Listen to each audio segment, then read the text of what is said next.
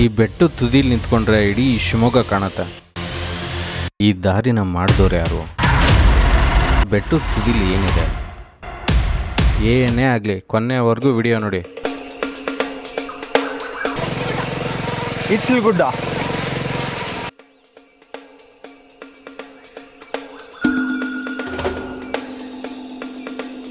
ಕಲ್ಲುಗಳಿಂದ ತುಂಬಿದ ಹಾದಿಯಲ್ಲಿ ನಮ್ಮ ಪಯಣ.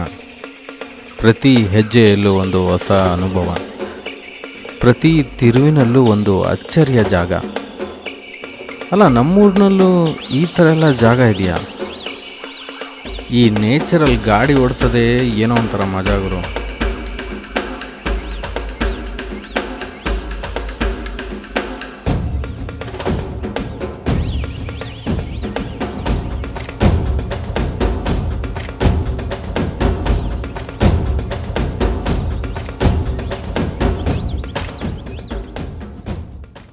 ಇನ್ನು ಎಷ್ಟು ದೂರ ಹೋಗ್ಬೇಕು ಇದೇ ಥರ? ಸುಮಾರು ದೂರ.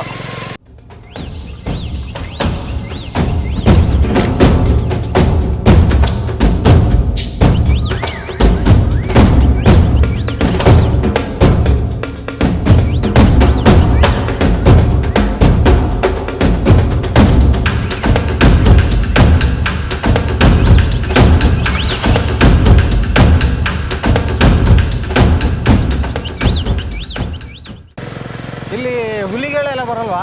ಹಾಂ, ಹುಲಿ ಇದಾವೆ. ಮತ್ತೆ ಈಗ ಬಂದರೆ ಏನು ಕತೆ? ಅವು ರಾತ್ರಿ ಟೈಮ್ ದನ ಎಲ್ಲ ಹಿಡ್ದಿದ್ದಾವೆ.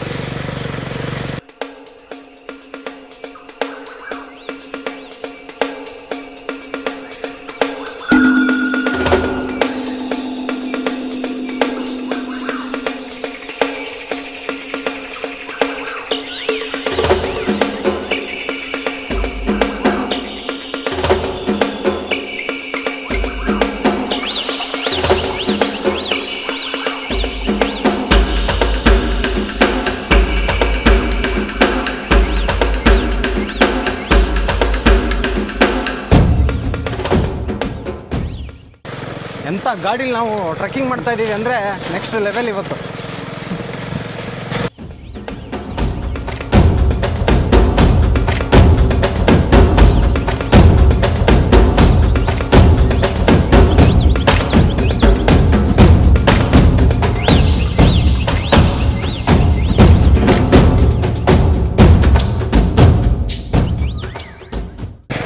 ಇಲ್ಲ ಆಯ್ತಾ ಗುಹೆ? ಅಲ್ಲಿ ಗುಹೆ ಒಳಗೆ ಇರೋದು.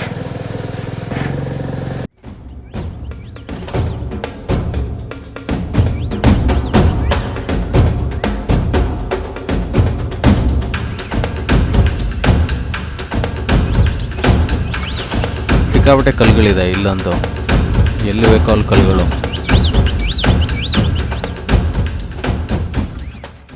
ಈ ಜಾಗ ಅಂತೂ ನೆಕ್ಸ್ಟ್ ಲೆವೆಲ್ ಇದೆ.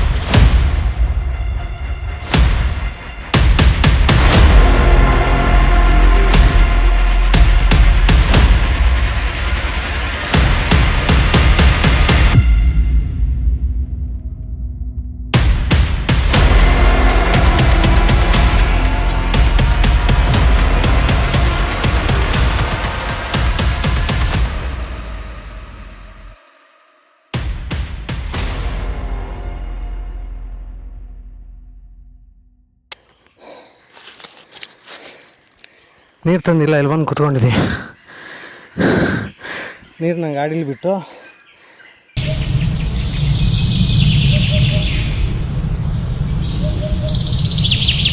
ನೀರಿಲ್ದೈತಿ, ಬ್ಯಾಗಲ್ಲೇ ಇಟ್ಟು ಬಂದಿತ್ತು.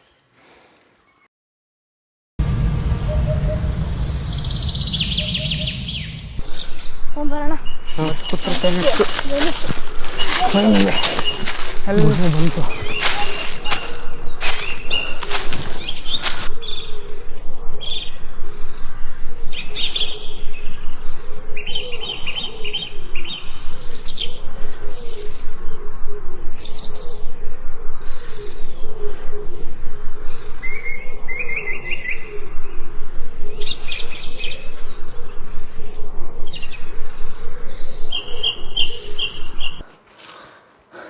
ಇದು ಈಚಲಗುಡ್ಡ ಅಂತ. ಈ ಜಾಗದ ಅಷ್ಟೊಂದು ನಿಖರವಾದ ಮಾಹಿತಿ ನಮಗೂ ಗೊತ್ತಿಲ್ಲ. ಜಸ್ಟ್ ಇವತ್ತೊಂದಿನ ಟ್ರೆಕ್ಕಿಂಗ್ ಮಾಡಿದ್ವಿ ಈ ಜಾಗ ಹೇಗಿದೆ ಅಂತ ನೋಡಲಿಕ್ಕೆ. ಸೊ ಈ ಊರಿನ ಗ್ರಾಮಸ್ಥರು ಯಾರಿದ್ದಾರೆ ಅವ್ರನ್ನ ಮಾತಾಡಿಸಿ ಈ ಜಾಗದ ಕಂಪ್ಲೀಟ್ ಇನ್ಫಾರ್ಮೇಷನ್ ತೊಗೊಳ್ಳೋಣ.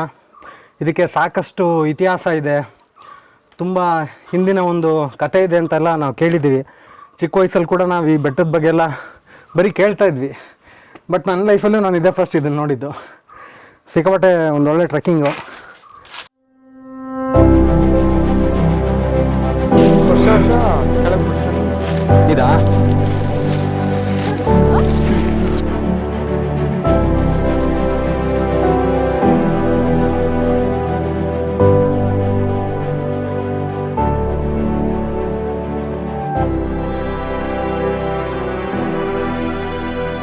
ಕೃಷ್ಣಮೂರ್ತಿ ಅಂತ. ನಮ್ಮ ತಂದೆ ಹೆಸರು ಕರಿಯಪ್ಪ. ನಾವು 4-5 ಜನ ಮಕ್ಕಳು. ಅದರಲ್ಲಿ ನಮ್ಮ ಅಜ್ಜ ಭೀಮಜ್ಜ ಅಂತ, ಭೀಮನಾಯ್ಕರು ಅಂತ. ಅವರು ಜೋಗ್ ಫಾಲ್ಸ್ ಮುಳುಗಡೆಯಾಗಿ 1961-62ರಲ್ಲಿ ಈ ಊರಿಗೆ ಬಂದಿದ್ದು. ನಾವು ಇದೇ ಊರಲ್ಲಿ 67ರಲ್ಲಿ ಹುಟ್ಟಿದವರು. ಅಲ್ಲಿಂದ ಇವತ್ತಿಗೆ ಸುಮಾರು 60 ವರ್ಷ ದಾಟಿ ಹೋಗಿದೆ ಆಯಿತಾ. ಅದು ಹಿಂದೆ ಗವಿಸಿದ್ದೇಶ್ವರ ಅಂತ ಆ ಜಾಗದ ಹೆಸರು. ಈಚಲಗುಡ್ಡೆ ಸಿದ್ದೇಶ್ವರ ಅಂತ. ಗವಿಸಿದ್ದೇಶ್ವರ ಅಂದರೆ ಅರ್ನಲ್ಲಿ. ಆ ಅರ್ನಲ್ಲಿ ಗವಿಸಿದ್ದೇಶ್ವರಕ್ಕೂ ಈಚಲಗುಡ್ಡೆ ಗವಿಸಿದ್ದೇಶ್ವರಕ್ಕೂ ಆಪೋಸಿಟ್ ಎದುರ ಬದರ ಆಗುತ್ತೆ. ಅದರ ಮಧ್ಯದಲ್ಲಿ ನಾವು ಗುತ್ತಿಯಾಳ ಗ್ರಾಮದಲ್ಲಿ ವಾಸವಾಗಿದ್ದೀವಿ.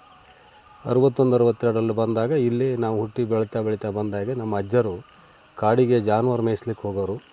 ಮತ್ತೇನೋ ಅವ್ರ ಕೂಲ ಕಸಬಿನಲ್ಲಿ ಜೀವನ ಮಾಡ್ಕೊಂಡು ಬಂದರು. ಇದೇ ಊರಲ್ಲಿ ಕಾಡು ಸಿಕ್ಕಾಬಟ್ಟೆ ಇತ್ತು ಆವಾಗ, ಪ್ರಾಣಿ ಪಕ್ಷಿಗಳು ಅದು ಇದು ಅಂತ. ಹಾಗೆ ಇಲ್ಲಿ ನಮ್ಮ ಮತ್ಲಿ ಭಟ್ರು ಅಂತ ಆಯನೂರು ಹತ್ರ ಅವರು ಕಾಂಟ್ಯಾಕ್ಟ್ ಮಾಡಿ ಅಲ್ಲಿ ಆ ದೇವರನ್ನು ಪೂಜೆ ಮಾಡಿದ್ರೆ ಗುರುಗಳ ಆಶ್ರಮದ ಜಾಗ ಅಂತ.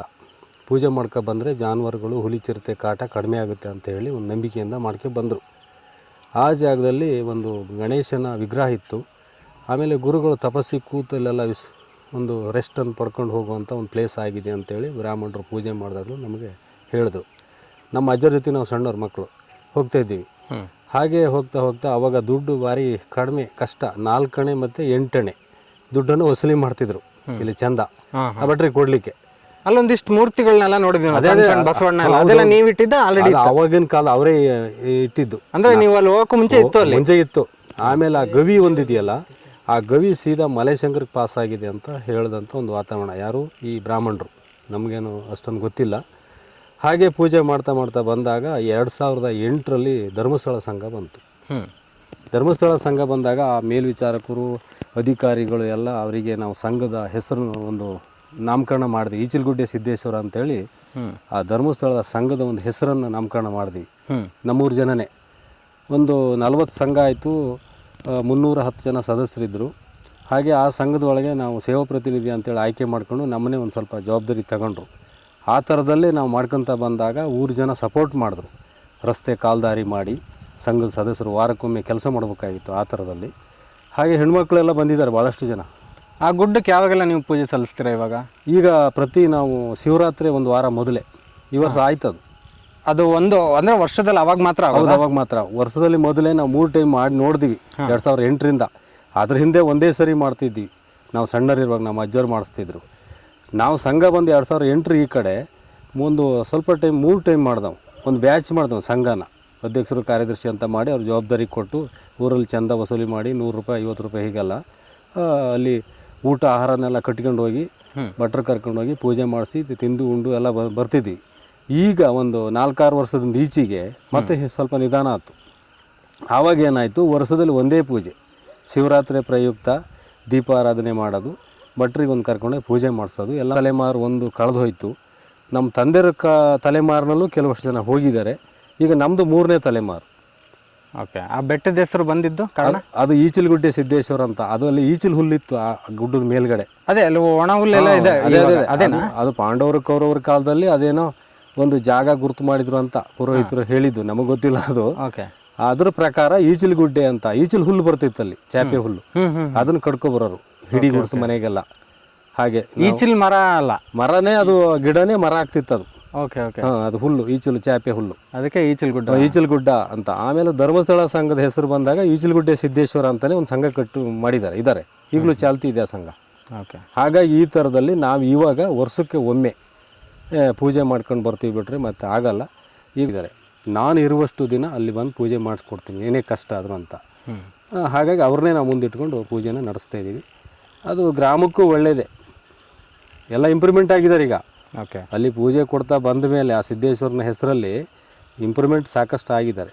ಈಗ ನೀವೇನೋ ಇಷ್ಟು ವರ್ಷ ಇದನ್ನೆಲ್ಲ ಮಾಡ್ಕೊಂಡು ಬಂದ್ರಿ, ಮುಂದಿನ ಪೀಳಿಗೆನೋ ಅದನ್ನ ಕಂಟಿನ್ಯೂ ಅದನ್ನು ನಾವೀಗ ಅವ್ರಿಗೆ ತೋರ್ಗಾಣಿಕೆ ಮಾಡಿದ್ದೀವಿ. ಅದನ್ನು ನಮ್ಮೊಟ್ಟಿಗೆ ಸಹಕಾರ ಕೊಟ್ಟು ಈಗ ನೀವೆಲ್ಲ ಈಗ ವಿಡಿಯೋ ಮಾಡಿ ಈ ಥರ ಮ್ಯಾಟ್ರ್ ಕಲೆಕ್ಟ್ ಮಾಡಿ ಏನೋ ಪ್ರಚಾರಕ್ಕೆ ಕೊಡ್ಬೇಕಂತ ಮಾಡ್ತಾ ಇದ್ದೀರಲ್ಲ, ಇದು ನಿಮ್ಮದು ಅಲ್ಲ ನಮ್ಮದು ಅಲ್ಲ, ಆ ದೈವದ ಶಕ್ತಿ ಅಂತ ನಾವು ಹೇಳ್ಬೋದು. ಅವನೊಂದು ಆಶೀರ್ವಾದ, ಅದು ಶಿವನ ಜಾಗ ಅಂತ. ಸಿದ್ದೇಶ್ವರ ಅಂದರೆ ಅವನಿಗೆ ಗುರುನೇ, ಅವರ ಆಶ್ರಮ ಅಂದರೆ ಅವರು ತಪಸ್ಸಿಗೆ ಕೂತು ಅವರೇನೋ ರೆಸ್ಟ್ ತಗೊಂಡು ಏನೋ ಮಾಡಿರುವಂಥ ಜಾಗ ಬಿಟ್ಟರೆ ನಾವು ನೀವು ಮಾಡಿದ್ದಲ್ಲ. ಈಗ ನಾವೇನು ಈ ಥರ ನಡ್ಕೊಂಡು ಬರ್ತಾಯಿದ್ದೀವಿ, ಮುಂದಿನ ಪೀಳಿಗೆನೂ ಹೀಗೆ ನಡೆಸಲಿ, ನಡ್ಕೊಂಡು ಹೋಗಲಿ ಅಂತ ನಮ್ಮ ಭಾವನೆ. ಮುಂದೆ ಮಕ್ಕಳ ಒಂದು ಮನಸ್ಥಿತಿ ಹೇಗಿದೆಯೋ ಅದು ಭಗವಂತನಿಗೆ ಗೊತ್ತು. ಓಕೆ. ಅದು ಅವನೇ ನಡೆಸ್ಕೊಡ್ತಾನೆ, ನಾವೇನು ಮಾಡೋದು. ಈಗ ಸನ್ನಿ ದೇವ್ರ ದೇವಸ್ಥಾನ ಇಷ್ಟೆಲ್ಲ ಮಾಡ್ತಾಯಿದ್ದೀವಿ, ಒಂದು 37 ವರ್ಷ ಆಯಿತು ನಡ್ಕೊಂಡು ಬರ್ತಾಯಿದೆಯಲ್ಲ. ಅದೇ ಥರ ಅದು ಕೂಡ ನಡೀಲಿ, ಗ್ರಾಮ ಒಳ್ಳೆಯದಾಗಲಿ, ಜಾನುವಾರುಗಳಿಗೆ ಹುಲಿ ಚಿರತೆಗಳ ಕಾಟ ಕಡಿಮೆ ಆಗಬೇಕು, ಯಾವುದೇ ಹಿಂಸೆ ಆಗಬಾರ್ದು, ಏಳಿಗೆ ಬರಲಿ ಅಂಥೇಳಿ ನಾವು ವರ್ಷಕ್ಕೊಮ್ಮೆ ದೀಪೋತ್ಸವ ಮಾಡಿ ದೇವರಿಗೆ ಪ್ರಾರ್ಥನೆ ಮಾಡಿ ಬರ್ತೀವಿ.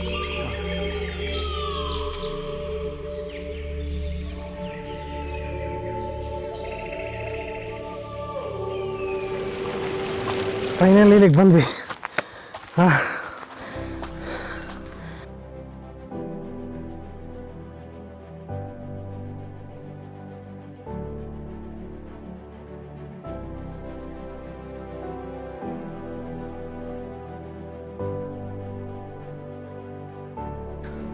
ಇನ್ನೆಷ್ಟು ಹೈಟು ಇದೆ ತಾನೇ ಹೈಟು? ಇನ್ನು ಮುಂದೆ ಅವ್ವಾ.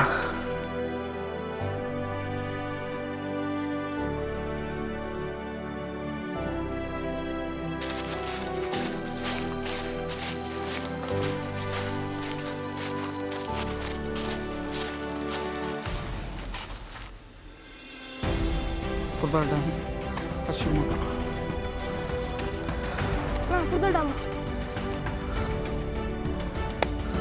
ಇದಷ್ಟು ಕಾಡೆ, ಭಾಳಷ್ಟು ಚಿಕ್ಕ ಅಡಿಕೆ ಗಿಡ ಹಾಕೋಣ.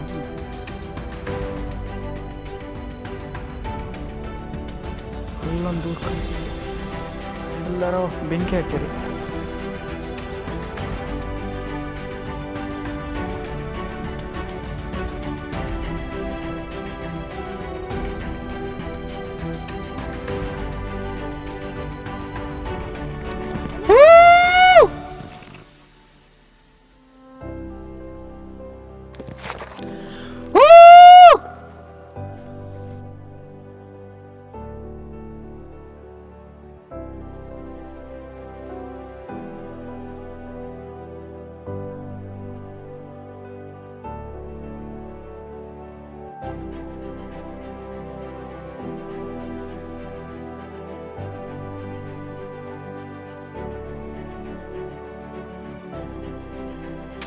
ಬೈಕ್ ಸ್ಟಾರ್ಟ್ ಮಾಡ್ತಂತ ಬೈಕಿನ ಕೀಲ್ ತಂದಿದ್ದೀನಿ. ಪಲ್ಲು ಹುಡುಕ್ತಿರ್ತಾರೆ ಬೇಯಿಸ್ಕೋಬೇಕು.